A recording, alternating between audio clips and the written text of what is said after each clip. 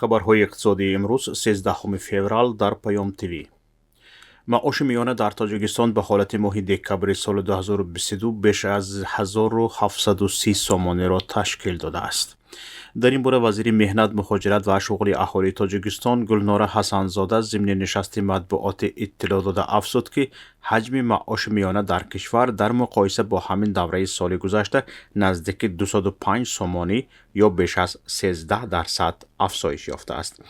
قبلا مقامات ختلان اعلام داشته بودند که کمترین معاش را در ولایت کشاورزان میگیرند که در سال گذشته به حساب میانه به 604 سومانی برابر شده است.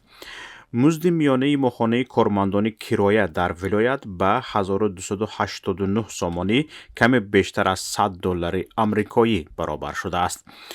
مزد کاری کارمندان ساحه استخراج کندنی های فایده‌ناک 2363 سومانی را تشکیل داده است. کارمندان ساحه نیروی برق، گاز و گرمایدهی در حجم 3582 سومانی معاش می گرفتند که از بلندترین نشاندادها می باشد. کارمندان ساختمان در جنوب تاجیکستان به حساب میانه 1948 سومانی در هر ماه می گرفتند. در حالی که کشاورزان از معاش میانه پستر مزد می گیرند، در بخش های دیگری بخش واقعی مزد مهنت از نشان داده میانه از نیم تا 2.8 برابر بیشتر می باشد. در مورد معاش در بخش خدمت رسانی اطلاع داده شد که بلندترین مزد میانه را کارمندان مالیه و قرض می گیرند.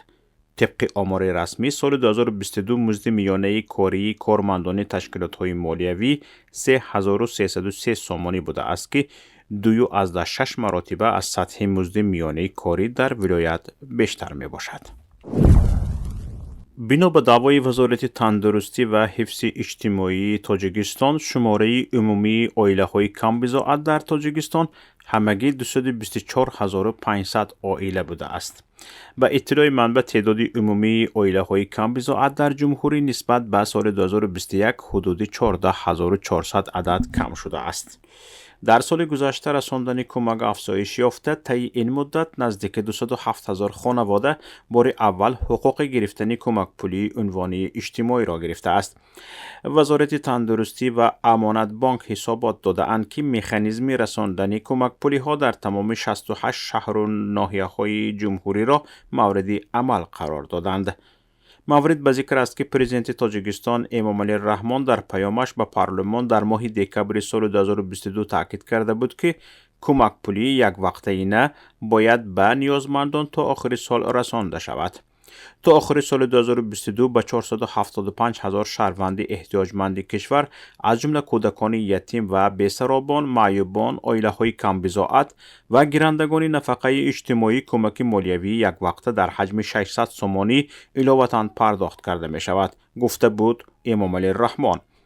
رئیس جمهوری تاجیکستان تاکید کرده بود که با این مقصد 285 میلیون سومانی روانه می گردد، اما تا حال این مبلغ به صاحبانش پوره نرسیده است. سال گذشته 383 نفر شهروندان تاجیکستان برای کار به بریتانیا فرستاده شده اند. در این باره مسئولین وزارت مهنت، مهاجرت و شغل اهالی روز 13 فوریه در نشست مطبوعاتی خبر دادند. به گفته مسئولین وزارت، کارگران تاجیک در اساس 2 آزمون و از طرف شرکت بریتانیایی پروفورس انتخاب شده اند. شهنازه نادری، معاون وزیر مهنت و مهاجرت، گفت کارگران تاجیک برای 6 ماه به بریتانیا فرستاده می شوند. مهاجران تاجیک در بریتانیا اساساً در بخش کشاورزی کار می کنند.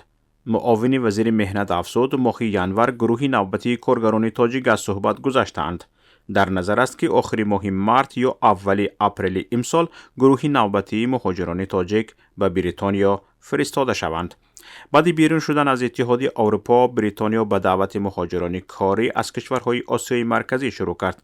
هزاران مهاجر از تاجیکستان، ازبکستان و قرقیزستان و قزاقستان به کارهای موسمی در کشورهای این کشور جلب شده‌اند. بخش اساسی مهاجران تاجیک به روسیه می روند، ولی به خاطر معاش کم و تفتیش های زیاد یک قسمی آنها تلاش می کنند خود را به کشورهای اروپایی و بریتانیا رسانند. نرخ ارز. بانک ملی تاجیکستان ارزش سامانه را نسبت به اسعار خارجی برای امروز 13 فوریه اعلان کرد. طبق نشاندهی بانک ملی تاجیکستان ارزش 100 روبل روسی برای امروز 14 سامانه و 20 درم است. این نهاد قرب میانه فروش $100 ایالات متحده آمریکا در مؤسسه های قرضی تاجیکستان را 1039 سامانه و 43 درم ارزیابی کرده است. بانک ملی قرب میانه فروش 100 یورو را 1111 سامانه و 57 درم ارزیابی کرده است. نرخ طلا. بهای هر اونس طلا در معاملات صبح امروز میان بانک های لندن $1866.78 معامله شد. نرخ نفت خام. نرخ میانه هر بشکه نفت خام تحویل ماه آینده در برج های لندن $86.01 معامله شد. نرخ میانه هر بشکه نفت خام تحویل ماه آینده در برج های نیویورک $79.23 معامله شد.